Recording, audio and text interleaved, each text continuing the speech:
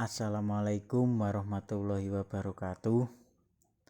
Kami dari kelompok 6 ingin mempresentasikan hasil diskusi kelompok kami, yakni dengan judul Manajemen Kinerja Multinasional dengan tema tantangan.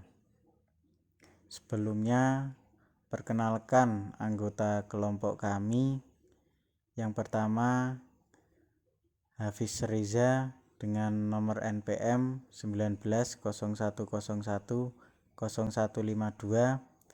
Yang kedua, Garnis Mahdaliana dengan NPM 1901010193. Dan yang ketiga, saya sendiri, David Trianto dengan NPM 1901010200.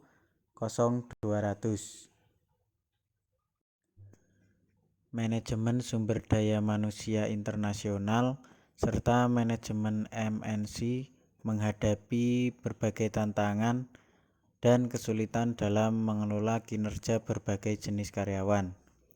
Tantangan-tantangan tersebut antara lain: yang pertama, total perusahaan versus bagiannya. Yang kedua, format standar versus format yang disesuaikan. Yang ketiga, keseragaman data kinerja. Yang keempat, variasi lingkungan. Yang kelima, validitas kriteria kinerja. Yang keenam, tingkat kematangan bervariasi. Yang ketujuh, kompetensi penilai. Dan yang terakhir, penyesuaian budaya. Total perusahaan versus bagiannya.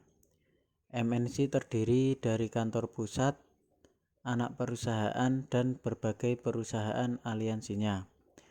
Membuat berbagai jenis penilaian menggunakan teknik penilaian kinerja yang berbeda sangat penting dan bertentangan di MNC, karena keputusan mempengaruhi berbagai organ MNC secara berbeda. Selain itu, bahkan proses implementasi keputusan menghasilkan hasil yang kontras.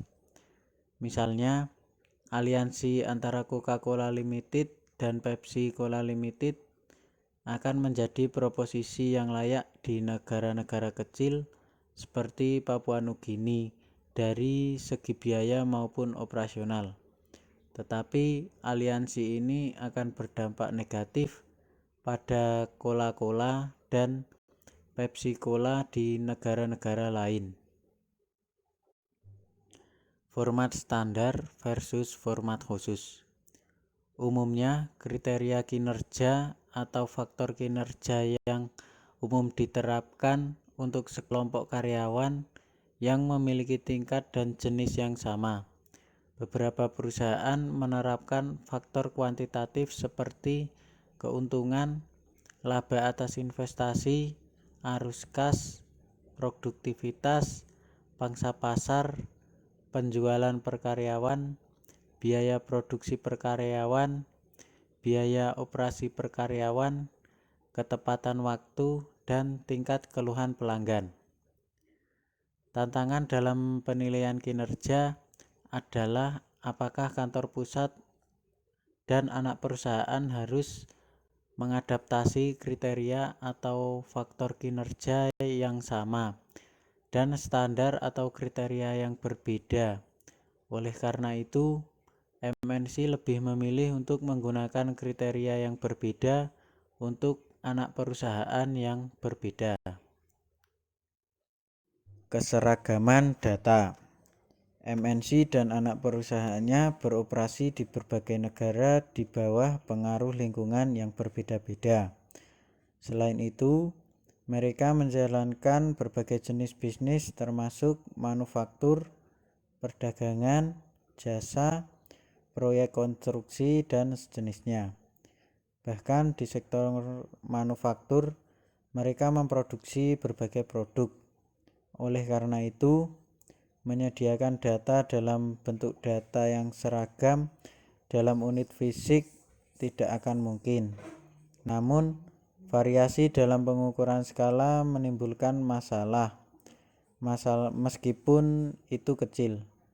Oleh karena itu, pengukuran kinerja karyawan anak perusahaan yang berbeda dalam hal produktivitas fisik pada skala yang seragam agak sulit.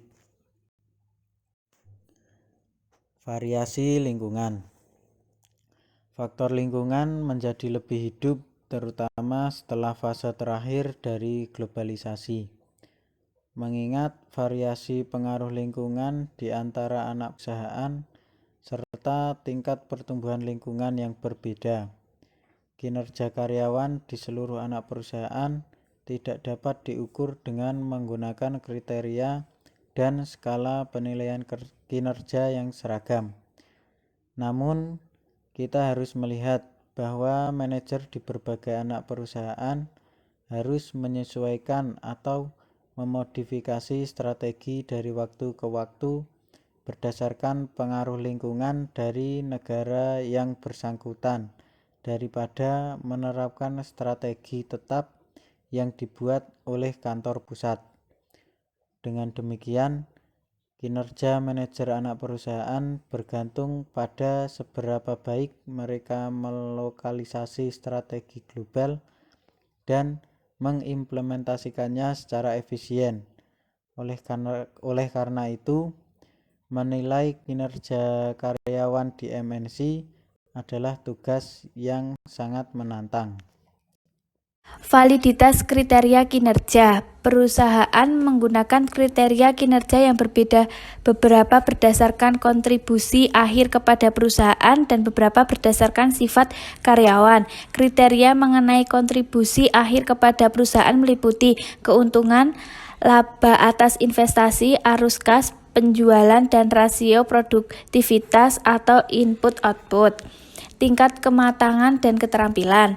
Orang-orang dari negara yang berbeda umumnya kuat dalam keterampilan yang berbeda, memiliki tingkat kedewasaan yang berbeda dan kuat dalam berbagai disiplin ilmu. Misalnya, orang India kuat dalam keterampilan matematika dan pemikiran logis.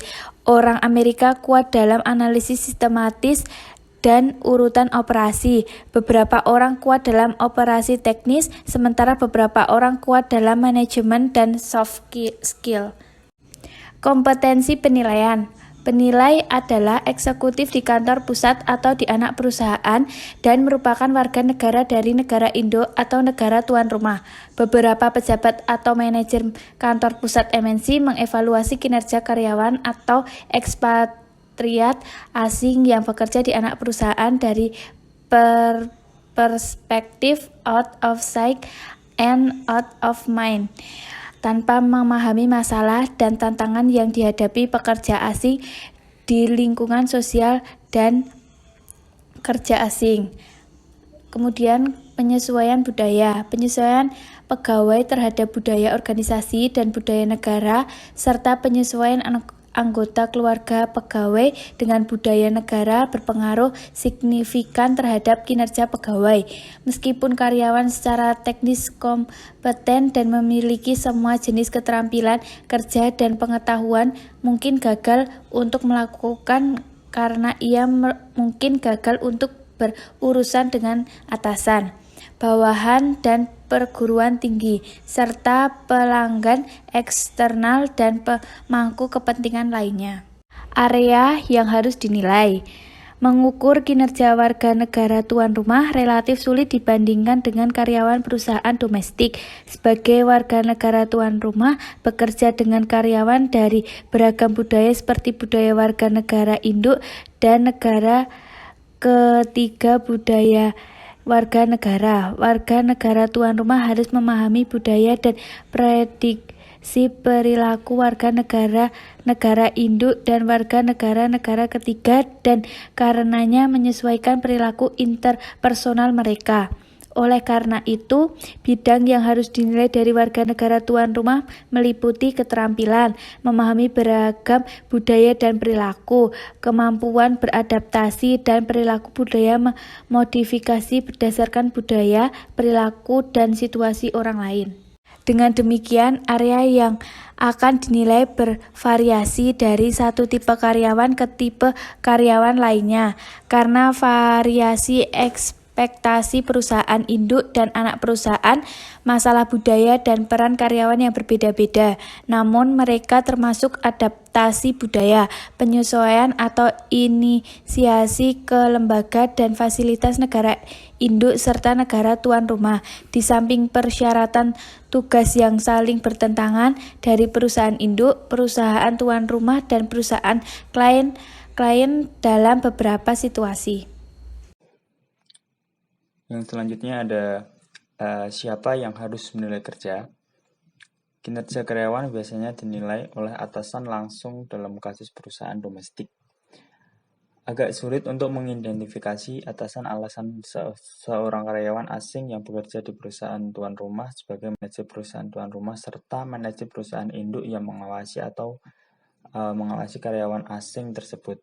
Terkadang manajer perusahaan klien juga mengawasi karyawan tersebut sebagai besar MNC menggunakan beberapa penilai.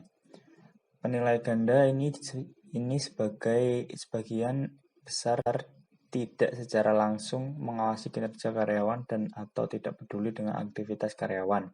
Selain itu, beberapa di antaranya secara fisik berada jauh dari tempat kerja karyawan. Kinerja dinilai oleh perusahaan induk dan atasan negara induk, bawahan pelanggan, dan lain-lain. Kinerja nasional negara induk selalu dinilai oleh atasan di negara induk karena yang pertama mengawasi perkembangan karir, yang terakhir adalah jika bukan bekerja secara langsung, atasan di perusahaan induk mungkin tidak memiliki pengalaman atau pengetahuan tentang budaya dan lingkungan negara tuan rumah yang mempengaruhi karyawan di anak perusahaan. Selain itu, manajer perusahaan klien juga mungkin tidak memiliki pengetahuan tentang budaya negara tuan rumah, budaya organisasi anak perusahaan, dan lingkungan negara tuan rumah. Dengan demikian, manajer perusahaan induk maupun perusahaan klien menilai kinerja tanpa mengetahui tugas pekerjaan serta faktor lain dari karyawan asing. Sekian presentasi dari kelompok kami, kurang lebihnya mohon maaf. Wassalamualaikum warahmatullahi wabarakatuh.